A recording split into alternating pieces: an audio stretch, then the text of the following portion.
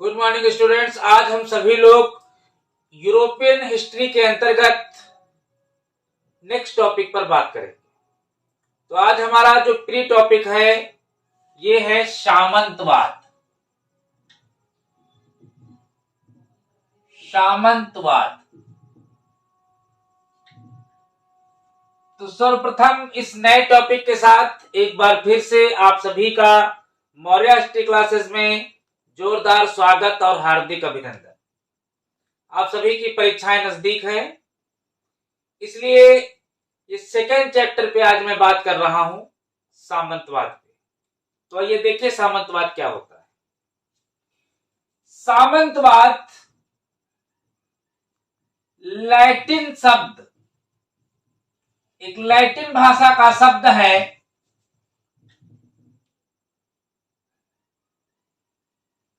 फ्यूडम। Latin भाषा के शब्द फ्यूडम से बना हुआ है। ये जो फ्यूडम शब्द है ये अंग्रेजी के फीफ शब्द से बना हुआ है।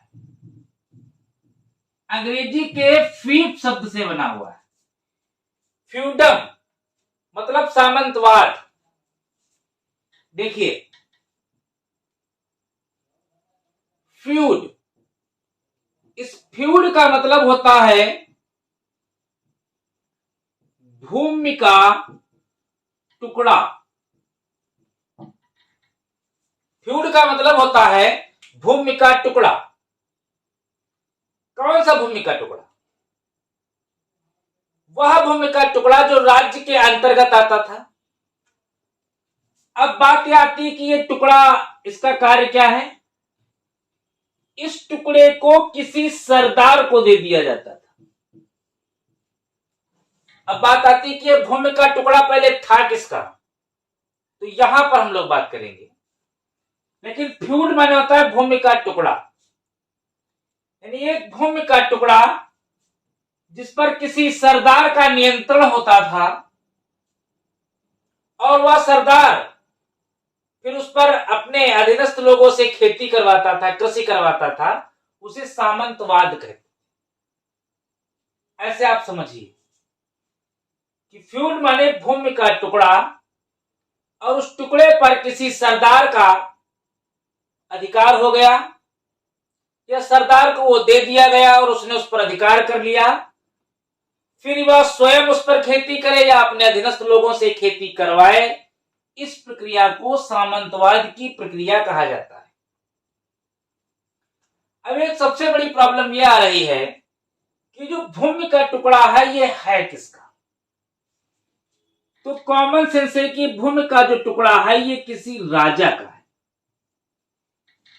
अब दिक्कत यह आ रही है कि राजा उस भूमि के टुकड़े को सरदार को क्यों दे रहा है? इसलिए दे रहा है, सबसे पहले तो आप लोग ये जान लें कि ये घटना कब की है। ये घटना है पूर्व मध्यकाल की। यूरोप के इतिहास में पूर्व मध्यकाल की ये घटना है सामंतवाद। लेकिन इसका जो अध्ययन हुआ वो 18वीं शताब्दी में हुआ। क्यों? क्योंकि पूर्व मध्यकाल में छापे खाने का आविष्कार नहीं हुआ था। सन 1600 में गुटेनबर्ग ने छापे खाने का आविष्कार किया और उसी के साथ पूर्व मध्यकाल में जो एक घटना घटी सामंतवाद जैसी, इस पर विचार व्यक्त किए गए और बुक्स लिखी गई। इस पर मंथन सामने आया निकल करके कि सामंतवाद क्या है। तो वही चीज आज हम लोग पढ़ रहे हैं कि सामंतवाद लैटिन शब्द फ्यूडम से बना हुआ है। फ्यूड का मतलब होता है भूमि का टुकड़ा। तो अब बात यह कि भूमि का टुकड़ा ये राजा का था और राजा ये भूमि का टुकड़ा सरदार को देगा। क्यों देगा? इसके दो रीजन। पहला रीजन ये है कि पूर्व मध्यकाल में जो राजा थे इनकी स्थिति जो थी वो थोड़ा सा निर्बल होने लगी। राजा निर्बल होते थे, राजा निर्बल हो गए थे, मतलब इनके पास धन की कमी हो गई थी। तो इन्होंने सोचा कि क्यों ना यह जो जमीन है या जो भूमि है ये किसी एक ऐसे व्यक्ति को दे दी जाए जिससे मैं एक मुफ्त टैक्स ले सकूं और वो फिर उस पर अपना खेती करे, अन्न का उत्पादन करे, जैसे भी कर पाए वो करे, वो उसकी अपनी टेंशन है। ऐसा सोच करके राजा ने उस भूमि के टुकड़े को लोगों को देना प्रारंभ किया। या मैं कह सकता हूं कि जो सामंतवाद है यह एक सामाजिक और आर्थिक प्रक्रिया है। सामाजिक और आर्थिक प्रक्रिया, चलिए जैसे मैं रब कर देता हूं जरा सा। सामंतवाद क्या है? एक सामाजिक व आर्थिक प्रक्रिया है। सामाजिक व आर्थिक प्रक्रिया है। सामाजिक और आर्थिक प्रक्रिया कैसे है? क्योंकि जो भूमि का टुकड़ा है, बात को समझिए, सामाजिक प्रक्रिया इसलिए है क्योंकि ये घटना यूरोप के समाज में हो रही है। जो भूमि का टुकड़ा है ये वितरण किया जा रहा है। भूमि का टुकड़ा है किसका? अभी हमने पढ़ा कि राजा का है। वो भूमि का टुकड़ा किसको दे रहा है? तो भूमि का टुकड़ा किसी सरदार को दे रहा है, किसी अपने संबंधी को भी दे सकता है, अधिकारी को भी दे सकता है, सैनिक को भी दे सकता। सैनिक सरदार एक ही बात है। तो सरदार संबंधी या किसी अधिकारी को दे रहा है। क्यों दे रहा है? क्योंकि ये जो भूमि का टुकड़ा है इस पर यह सरदार आर्थिक प्रक्रिया करेगा, फसल उगाएगा, फसल होगी तो उसको वो बेचेगा। इसका मतलब है कि वो आर्थिक प्रक्रिया करेगा। तो इस प्रकार मैं कह सकता हूं कि सामंतवाद एक सामाजिक व आर्थिक प्रक्रिया है जिसमें कोई भूमि का टुकड़ा राजा के द्वारा किसी सरदार, अपने संबंधी अधिकारी को दिया जाता है और फिर वह सरदार उस पर अपने अधीनस्थ लोगों के द्वारा कृषि करवाता है। इस प्रक्रिया को सामंतवाद की प्रक्रिया कहा जाता है। एक लाइन में अगर आपको लिखना है या आपसे कोई पूछे कि सामंतवाद क्या है तो आप कह देंगे कि राजा द्वारा भूमि का टुकड़ा जब किसी सरदार को दिया जाता है और सरदार उस पर अपने अधीनस्थ लोगों के द्वारा खेती करवाता है, वह प्रक्रिया सामंतवाद की प्रक्रिया कहलाती है। बहुत ही सिंपल परिभाषा है। कोई बहुत कठिन, बहुत सिंपल लिखना है तो आप लिख सकते हैं कि राजा द्वारा भूमि का टुकड़ा जब किसी सरदार को दिया जाता है इसे सामंतवाद कहते हैं। इतना भी आप लिख सकते हैं। चलिए फिर भी आगे हम लोग बात करते हैं। अब बात यह रही कि जो राजा है ये भूमि का टुकड़ा सरदार को क्यों दे रहा है? ये जो भूमि का टुकड़ा है ये सरदार को क्यों दे रहा है? अभी तो मैंने बताया कि राजा की स्थिति निर्बल थी। राज्य की आय को बढ़ाने के लिए वो खेती यानी जो कृषि थी उसका एक टुकड़ा सरदार को दे रहा है। दूसरी चीज वो सरदार से क्या चाहता है? टैक्स तो वो चाहता ही है, लेकिन क्या सरदार एक होंगे? राज्य में बहुत सारे सरदार होंगे, संबंधी राजा के बहुत सारे होंगे, सेना में सैनिक तो लाखों होंगे। क्या वो सभी को भूमि का टुकड़ा देगा? असंभव। सभी को भूमि का टुकड़ा देना असंभव है। लेकिन राजा ये भूमि का टुकड़ा सिर्फ उन्हीं सरदारों को देगा जो उसके विश्वास पात्र होंगे, जिनसे राजा ये हमेशा अपेक्षा करेगा कि उक्त सरदार पूरे जीवन भर हमसे निष्ठा के साथ या समर्पण भावना के साथ हमसे जुड़ेगा। निष्ठा के साथ और समर्पण भावना के साथ जुड़ेगा। मतलब जब हम पे कोई मुसीबत आएगी तो यह सरदार अपने संबंधियों के साथ, अपने लोगों के साथ आकर के हमारी मदद करेगा, हमारे प्रति। तो इस प्रकार की भावनाओं के साथ राजा जो है उन्हीं लोगों को ये जो भूमि का टुकड़ा उन्हीं सरदारों को देगा जो उसके विश्वास पात्र होंगे, जो उसके प्रति निष्ठा रखेंगे, जो उसके प्रति लगन रखे। इसके बाद आगे देखिए क्या हुआ। अब बात यह आई कि जो सामंतवाद की प्रक्रिया थी ये चल रही। राजा ने जमीन का टुकड़ा सरदारों में वितरित किया। सरदारों ने अपने नीचे, देखिए कुछ सरदार ऐसे थे जिनके पास बहुत सारी भूमि थी। एक चित्र बना लेते हैं, जरा इसको आप देख लीजिए। मान लीजिए यह समाज है, यहां पर सबसे ऊपर कौन बैठा है, देखिए राजा। इसने भूमि का टुकड़ा किसको दिया, सरदारों को। ये सरदार क्या हो गए, सामंत हो गए। अब मान लीजिए इनके पास बहुत सारी भूमि है और ये अकेले उस पर खेती नहीं कर पा रहे, तो उन्होंने क्या किया, अब इन सरदार ने अपने से नीचे जो छोटे छोटे सरदार थे, जो छोटे छोटे सरदार थे, इनको भूमि का टुकड़ा दिया। ये लोग क्या कहलाए, उपसामंत। अब जब ये सामंत हैं, बन गए, मालिक बन गए, भूस्वामी मिल गए, बन गए, एक एक सरदार, एक एक व्यक्ति 5-5 हजार 10-10 हजार बीघे का स्वामी बन गया, तो क्या खेती वो खुद करेगा, खेती करवाएगा किसानों से। तो यहां पर सबसे नीचे आ गए किसान, यानी कृषक यहां पर आए। तो इस तरीके से हमने देखा है कि स्ट्रक्चर तैयार होता है सामंतवाद कि सबसे ऊपर राजा, राजा के बाद सामंत, सामंत अपने नीचे उपसामंत रखते थे, और ये उपसामंत अपने खेतों में किसानों को रखते थे। किसान वहां पर मेहनत करता था, उसके बाद फसल उगा करके उपसामंत को देता था। उपसामंत सामंत के प्रति जिम्मेदार होते थे। सामंत जो होते थे वो राजा के प्रति निष्ठा, लगन, समर्पण की भावना होती थी, तभी तो इनको भूमि का टुकड़ा मिला। ये प्रक्रिया चलती रही। लेकिन एक समय ऐसा आया कि सामंतवाद का पतन शुरू हुआ।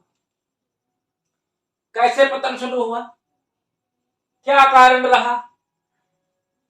सरदार तो राजा के प्रति निष्ठा भावना के साथ थे, लगन के साथ थे, समर्पण के साथ थे। फिर सामंतवाद का पतन कैसे हुआ, देखिए समय एक परिवर्तनशील है, समय के साथ सब कुछ बदल जाता है।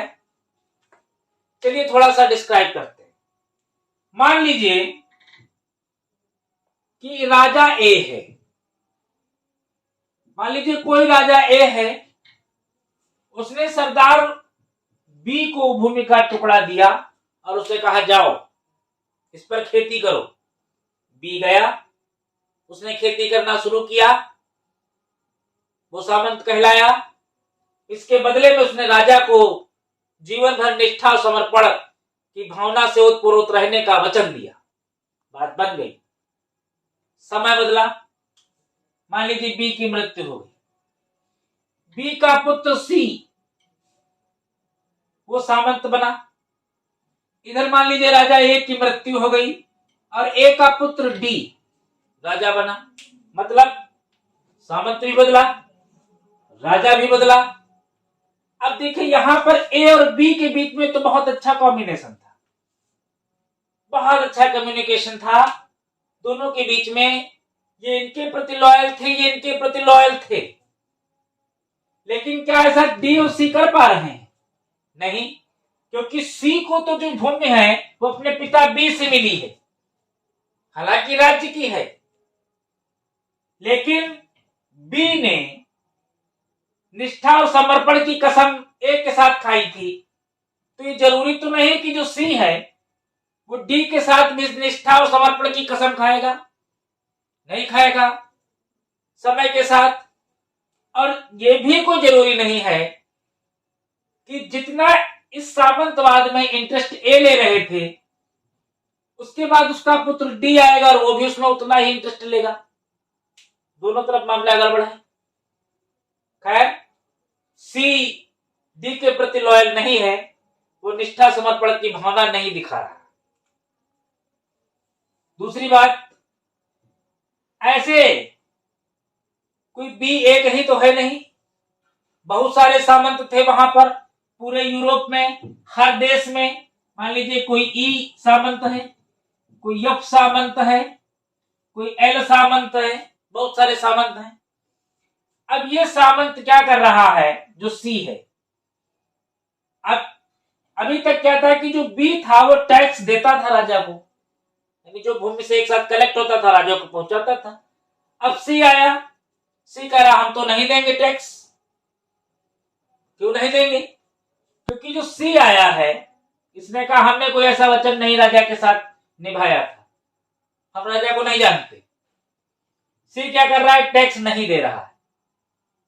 टैक्स नहीं दे रहा है तो करेगा क्या, उस पैसे का क्या करेगा, पैसा बचेगा क्या करेगा, तो अब सैनिक रखना प्रारंभ करेगा, कहीं ना कहीं पैसा तो लगाएगा, किले बनाना शुरू करेगा जहां पर वो रह रहा है। इसके बाद सैनिक रखेगा, किले बनाएगा, शस्त्र बनाना शुरू करेगा,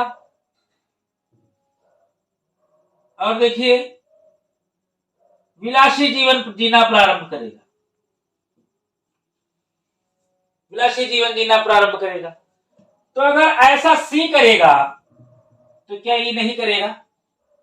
ई देखेगा कि ये उक्त सामंत इतनी बेहतरीन व्यवस्था कर रहा है, सैनिक रख रहा है, अपना किला बना रहा है, शस्त्र बना रहा, तो ये ई भी वैसा ही करेगा। इसको देख करके यफ भी वैसा करेगा, एल भी ऐसा ही करेगा। राजा चूंकि ए जो था वो पहले से निर्बल था, तो ऐसा तो था नहीं कि उसका डी पुत्र आएगा वो सबल होगा, वो भी निर्बल है।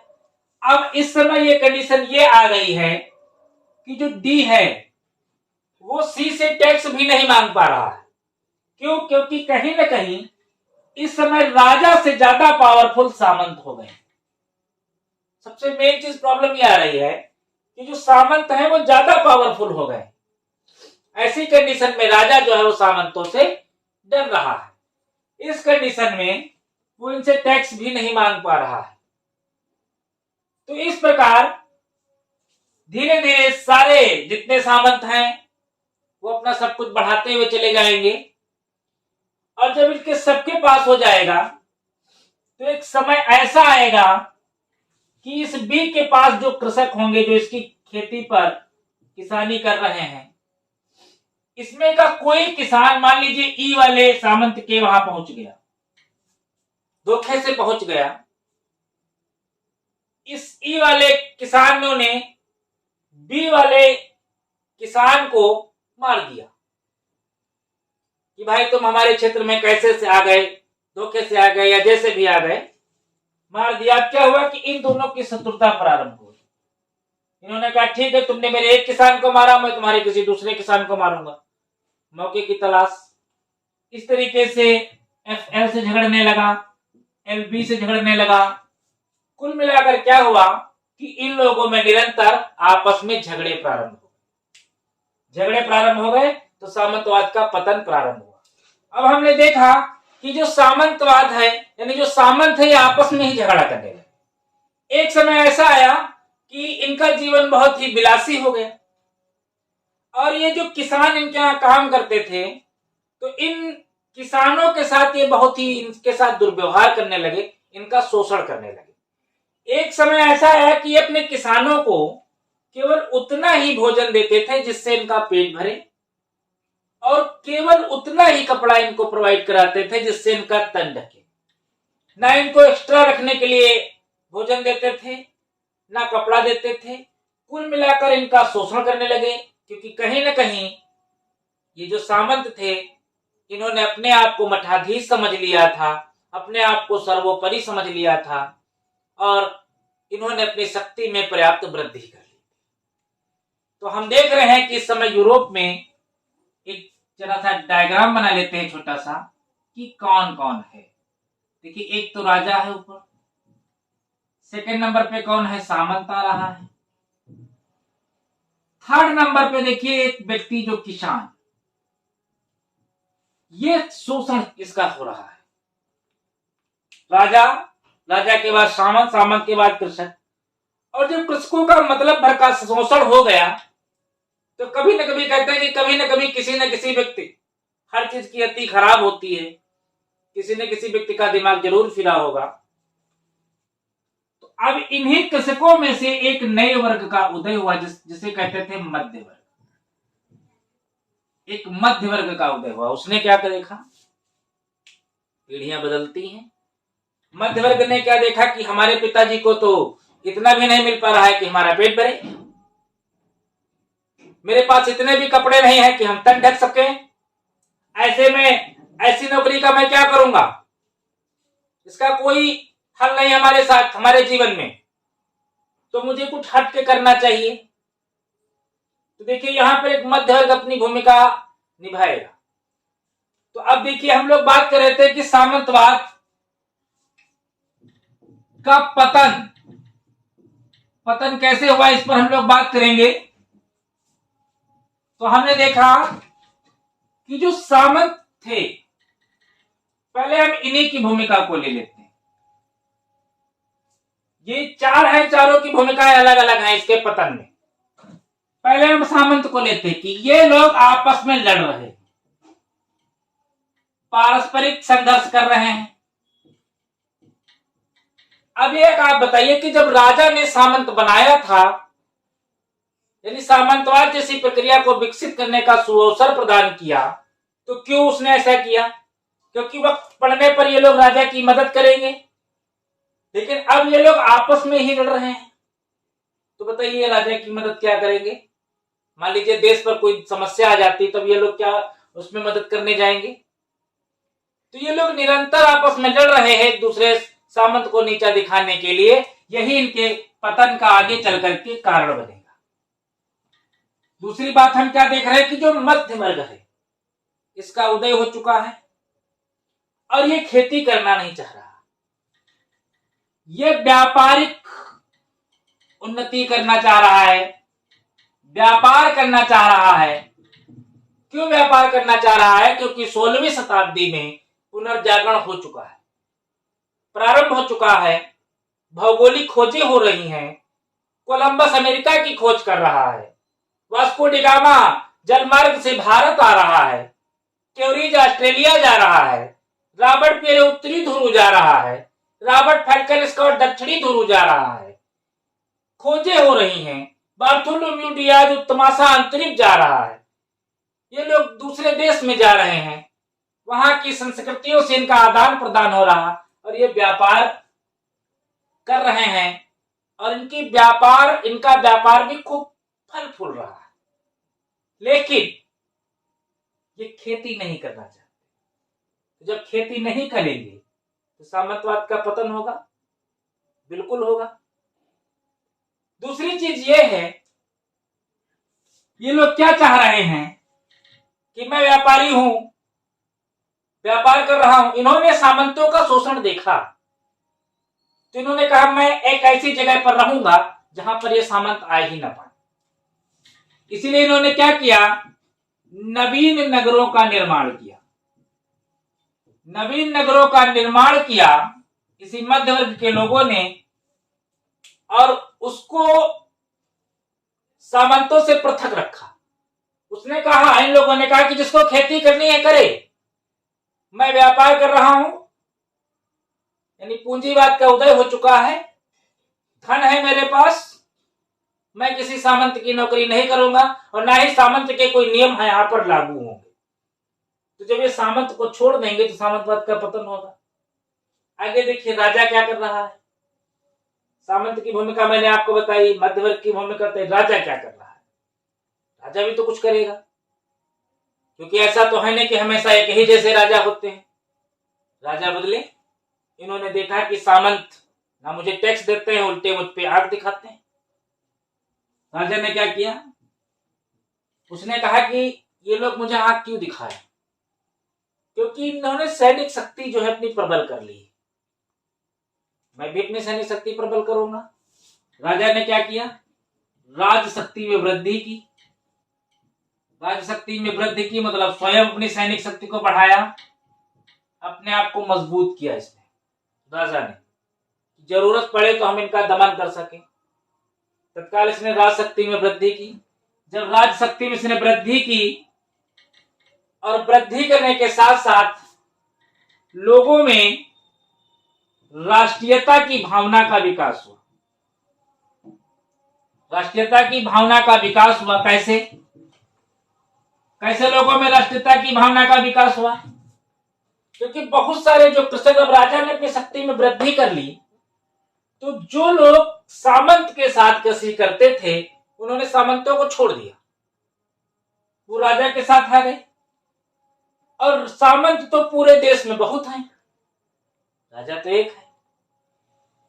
तो जब एक व्यक्ति के साथ हम काम करेंगे, एक राजा के साथ काम करेंगे, तो हमारे अंदर राष्ट्रीयता की भावना का विकास होगा। लेकिन जब हम सामंत के अंतर्गत कार्य करेंगे तो राष्ट्रीयता की भावना का विकास नहीं होगा। लोगों में राष्ट्रीयता की भावना का विकास हुआ। अगला, जब इनके अंदर राष्ट्रीयता की भावना का विकास हुआ तो इन्होंने सामंतों को छोड़ना प्रारंभ कर दिया, सामंतों को छोड़ने लगे।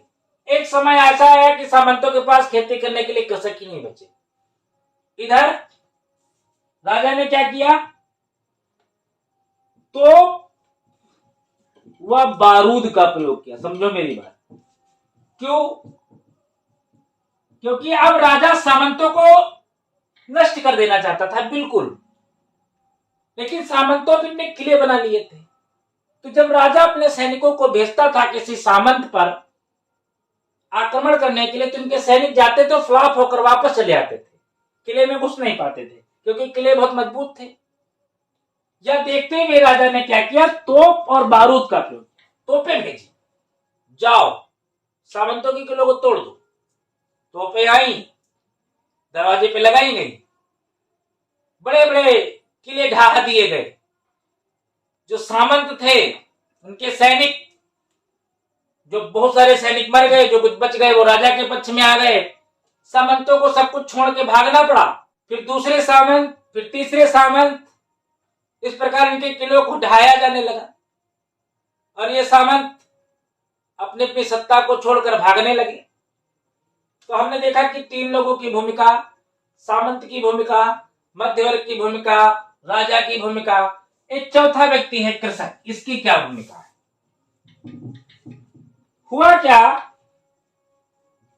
कि 16वीं शताब्दी में यूरोप में एक महामारी आ गई।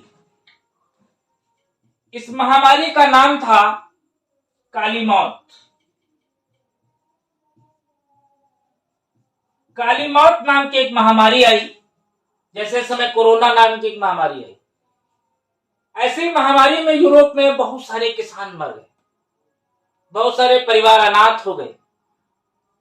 लेकिन इस कंडीशन में जो सामंत थे उन्हें तो इस कंडीशन में अपने कृषकों की मदद करनी चाहिए थी, लेकिन सामंतों ने कृषकों की कोई मदद नहीं। बहुत सारे लोगों के घरों में खाद्य समस्या उत्पन्न हो गई। ऑलरेडी ये किसानों को पहले से ही केवल 2 टाइम के भोजन भर का अनाज देते थे, तो भुखमरी जैसी स्थिति उत्पन्न हो गई। बहुत सारे किसान भुखमरी से मर गए, उनके परिवार महीनों भूखे रहे। ऐसी कंडीशन में किसानों ने क्या कर दिया, अपने सामंतों के खिलाफ विद्रोह कर दिया और इन्होंने सामंतों के पास कृषि करने से, यानी सामंतों के अंतर्गत कृषि करने से बिल्कुल मना कर दिया। इस प्रकार जब किसानों ने विद्रोह किया ऐसी कंडीशन में, और सारे यूरोप के किसान एकजुट हो गए और उन्होंने सामंतों का साथ छोड़कर वो राजा के साथ चले गए।